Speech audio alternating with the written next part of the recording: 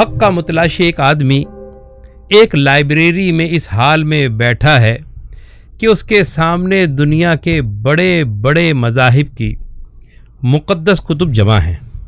یہی وہ کتب ہیں جو ان مذاہب کی بنیادی ڈاکومنٹری ایویڈنس ہیں. انہی پہ بھروسہ کیا جا سکتا ہے. ان کتب میں ہندوؤں کی ویدیں، گیتا، یہودیوں عیسائیوں کی بائبل، بدھ مت کی تریپیتاکا، جین مت کی اگما، پارسیوں کی اوستا، مسلمانوں کا قرآن اور سکھوں کی گرو گرنتھ صاحب موجود ہیں.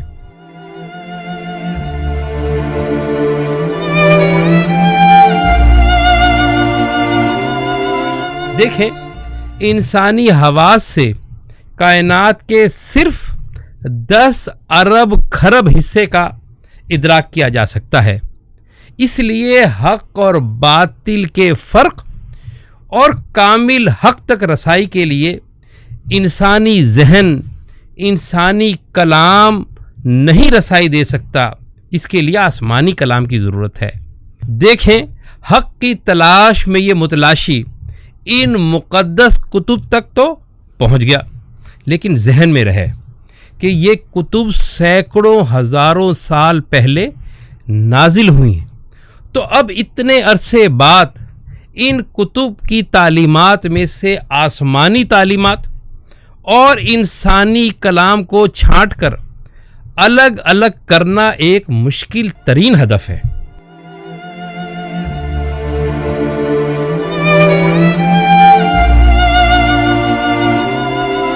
بس اس نے تلاش کا سفر شروع کیا، کتابوں کا سرسری مطالعہ کیا اور مطالعے کے بعد وہ حیران رہ گیا.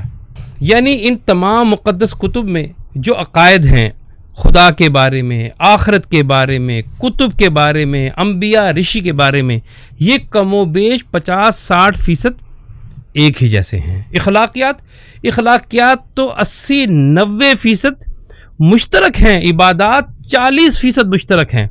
یعنی تمام کلام کو، تمام تعلیمات کو اگر آپس میں دیکھا جائے تو تقریباً 60% کلام متفق ہے ایک دوسرے کے ساتھ، اتحاد ہے ان میں.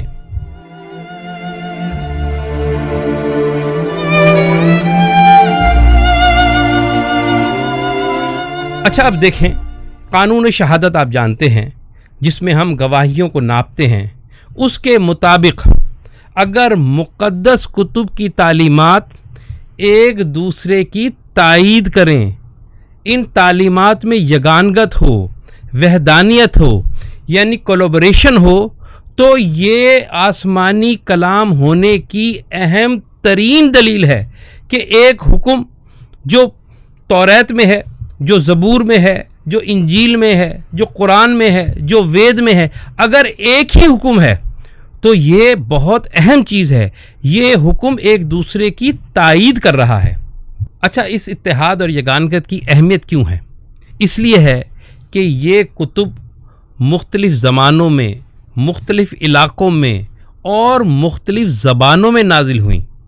تو ان کا حیرت انگیز طور پر اشتراک یہ آسمانی کلام ہونے کی اہم ترین دلیل ہے. اور یہ اس بات کی بھی دلیل ہے کہ یہ کلام کسی ایک ذات کی طرف سے نازل ہوا ہے.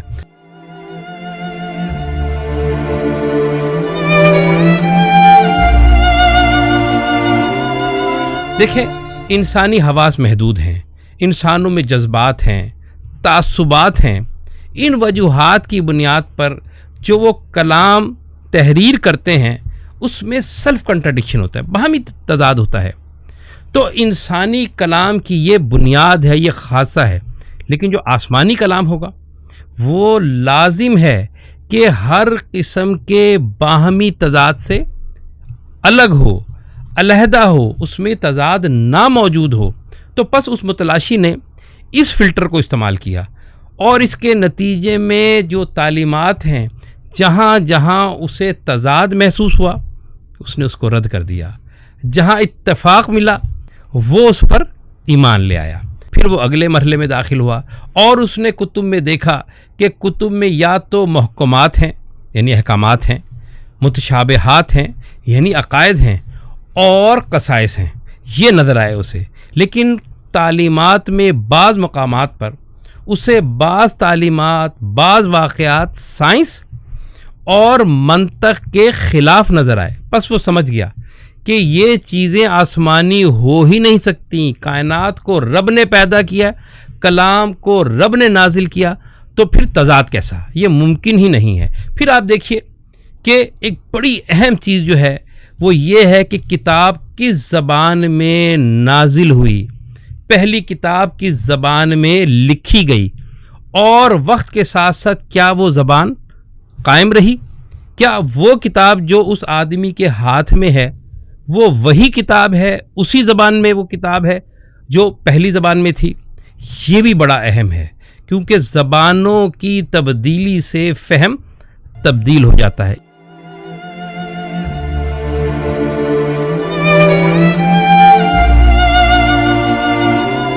پھر آگے بڑھتے ہیں کہ دیکھیے کہ جب ہم کلام پڑھتے ہیں تو بعض مقامات ایسے ہوتے ہیں جس میں شک ہوتا ہے، اضطراب ہوتا ہے، ریب ہوتا ہے۔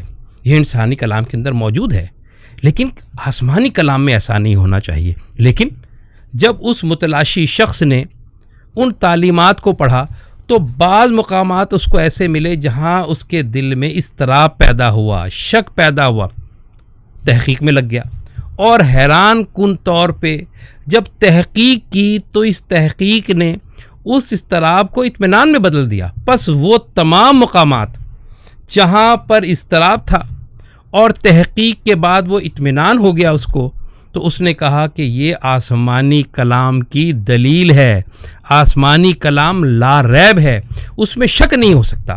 اچھا پھر دیکھیں کہ ایک اور اہم معاملہ ہے، یہ جو آسمانی کتب ہیں یہ آسمان سے انسانوں کے لیے نازل ہوئی ہیں، انسانوں پر نازل ہوئی ہیں، تو پھر لازم ہے نا کہ یہ انسانوں کے معاملات کو ایڈریس کریں، اس میں انسانوں کے تمام معاملات موجود ہوں۔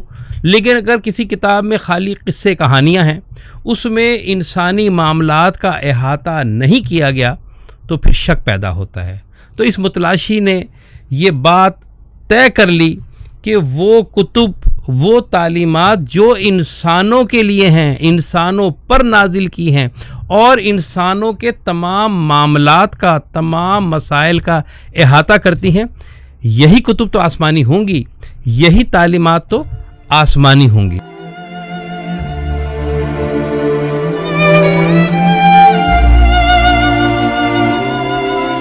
پھر آپ دیکھیے کہ مقدس کتب کے بارے میں دعویٰ کیا جاتا ہے کہ یہ رب نے نازل کی، آسمان والے نے نازل کی، خدائے واحد نے نازل کی، تو کائنات بھی اسی نے نازل کی ہے۔ تو یہ کیسا ہو سکتا ہے کہ کائنات کا نظام الگ ہو اور کتابوں میں کوئی اور نظام موجود ہو؟ ان دونوں نظاموں کی، یعنی آیات کائنات یعنی کائنات کی نشانیاں اور آیات کتاب، آیات تعلیمات، ان کو ہم رنگ ہونا چاہیے، ان کو ایک دوسرے کا سپورٹیو ہونا چاہیے۔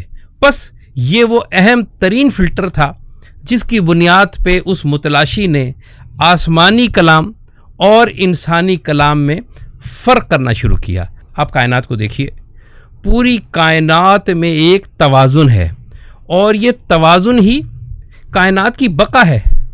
تو پھر اس کائنات کے جو مکین ہیں، جو اس کائنات میں رہنے والے انسان ہیں، ان کی جو زندگیاں ہیں، اگر ان میں توازن نہیں ہوگا تو پھر فساد ہوگا، پھر فنا ہوگا۔ پھر آپ دیکھیے کہ لازم ہے کہ جو آسمانی کلام ہو وہ معتدل ہو، متوازن ہو، متناسب ہو۔ یہی توازن، یہی اعتدال اس کے آسمانی ہونے کی اہم ترین دلیل ہے۔ اب اس شخص کی تلاش جاری ہے اور وہ کتب پڑھتا جا رہا ہے، تعلیمات دیکھتا جا رہا ہے، اور اپنی کوشش سے، اپنی کاوش سے اور آسمان والے سے ہدایت کی دعا کرتے ہوئے آہستہ آہستہ وہ انسانی کلام اور آسمانی کلام میں فرق محسوس کر رہا ہے۔ آپ دیکھیے، اس نے دیکھا کہ ہر طرف تخلیقات موجود ہیں، اللہ نے تخلیق کیا، کائنات کو تخلیق کیا، انسانوں کو تخلیق کیا، لیکن ان سے متعلق سوالات موجود ہیں، ان کے پیچھے کچھ سوالات ہیں، مثلا کیا، کیوں، کیسے، کب، کہاں، ان کے جوابات کون دے گا؟ بس لازم ہے کہ آسمانی کلام جس رب نے نازل کیا اور جس نے مخلوقات کو تخلیق کیا، وہ اس تخلیق کی وجوہات بھی بیان کرے، ان سوالات کے تشفی بخش جوابات بھی دے، تو پس اس متلاشی شخص کو جہاں جہاں تشفی بخش جوابات ملے وہ ان پر ایمان لاتا گیا اور آگے بڑھتا گیا۔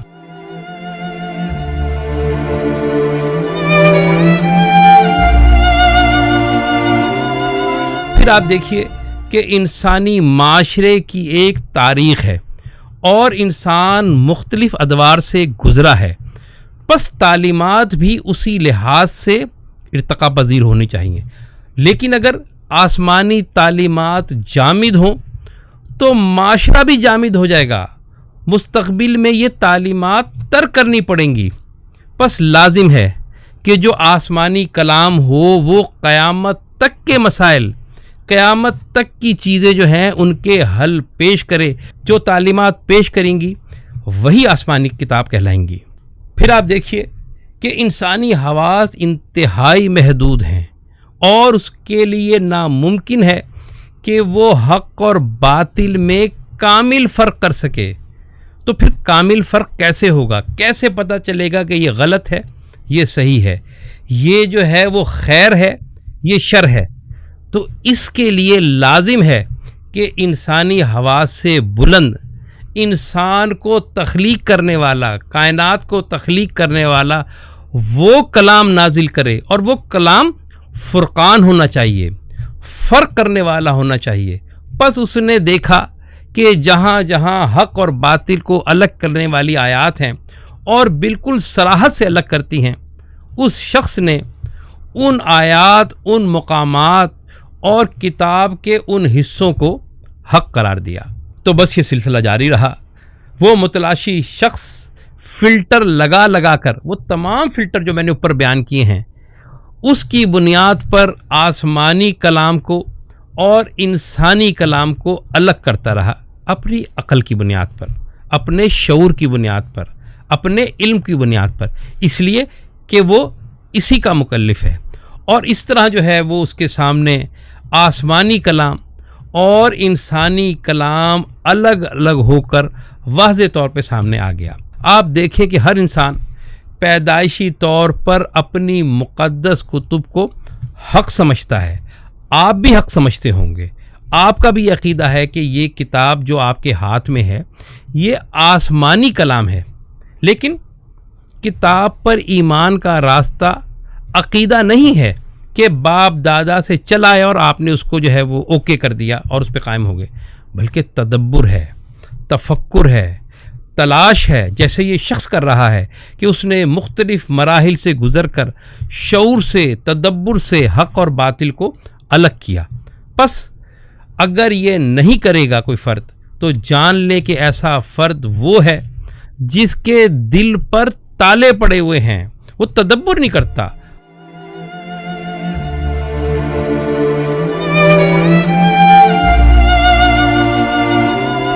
پھر آپ دیکھیں کہ جس کتاب کو آپ مقدس سمجھتے ہیں، آسمانی سمجھتے ہیں، اس کو حق قرار دیتے ہیں، لیکن یہی وہ کتاب ہے جس کو دنیا کے دیگر لوگ گمراہ کن قرار دیتے ہیں، اس کو انسانی تحریر قرار دیتے ہیں۔ تو کیا آپ نے کبھی اپنی مقدس کتاب کی جانچ کی ہے؟ کبھی مختلف فلٹر جو اس آدمی نے لگائے آپ نے بھی لگائے، اور اس بنیاد پر آپ نے تلاش کیا کہ یہ کتاب آسمانی ہے یا انسانی لکھی ہوئی؟ یہ ہم سب پر فرض ہے۔ اب دیکھیے کہ آپ کے ہاتھوں میں آپ کی مقدس آسمانی کتاب موجود ہے، اگر آپ کا دعویٰ ہے کہ یہ تحریف سے پاک ہے، اگر آپ کا دعویٰ ہے کہ اس کتاب کا ایک ایک لفظ آسمانی ہے، تو پھر میرا پہلا سوال تو آپ ہی سے ہے۔ آپ کی کتاب ہے، آپ اسے مقدس جانتے ہیں، آپ کہتے ہیں کہ یہ تحریف سے پاک ہے، آپ یہ کہتے ہیں کہ اس کا ایک ایک لفظ آسمان سے نازل ہوا، تو کیا آپ اسے ثابت کر سکتے ہیں؟ کیا آپ نے کبھی اس کو ثابت کرنے کی کوشش کی؟ اچھا، دوسرا سوال میرا ایتھیسٹ سے ہے کہ وہ بتائیں کہ اگر کوئی کتاب یہ چیلنج کرے کہ اس جیسی کتاب لے آؤ، اس جیسی خالص، اس جیسی نقائص سے پاک کتاب لے آؤ، اور کوئی انسان اس چیلنج کو قبول نہ کر سکے، اس چیلنج کی بنیاد پر آج تک کوئی تعلیمات سامنے نہ آئی ہوں، تو ایسی تعلیمات، ایسی کتاب کے بارے میں ایتھیسٹ کیا کہیں گے کہ اگر یہ آسمانی کلام نہیں ہے تو پھر یہ کس کا کلام ہے؟ اس کو ثابت کرنا ایتھیسٹ کی ذمہ داری ہے۔ بہت نوازش۔